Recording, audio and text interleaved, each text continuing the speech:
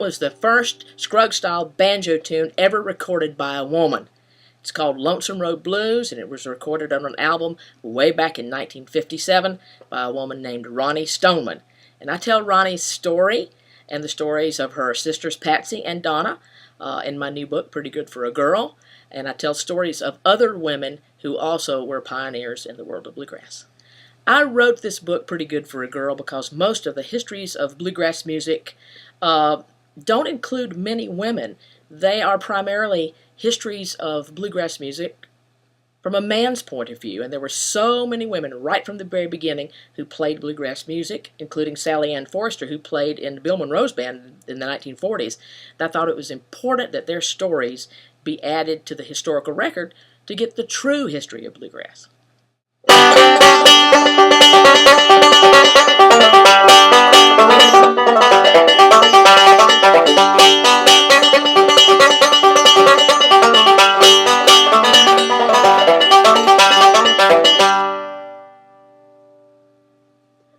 You know, I titled this book Pretty Good for a Girl because I don't think any woman who has ever played bluegrass has ever escaped having somebody come up to them, perhaps after they've just gotten off stage, and say, "You're pretty good for a girl."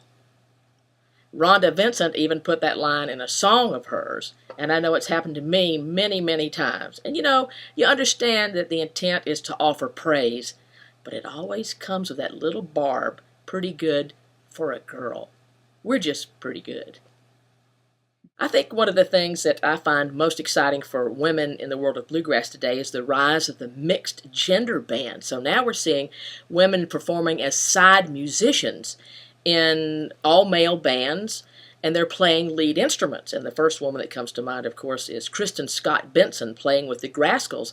But at the local level, bands that are just forming are, without really thinking about it too much, are using women on the banjo or the fiddle or the lead instruments, and that just hadn't happened in the past very much. And the other thing that I'm really liking is we're seeing, again, women playing in all-female bands. They kind of had their heyday in the 70s or 80s, but now they're coming back full force with a lot of women joining together with other women, and they're all playing the lead instruments, and they're all singing, and we are getting some really wonderful all-female bands. If I had to pick a favorite woman in the whole book, and I loved telling the stories of all these women, I would pick Sally Ann Forrester.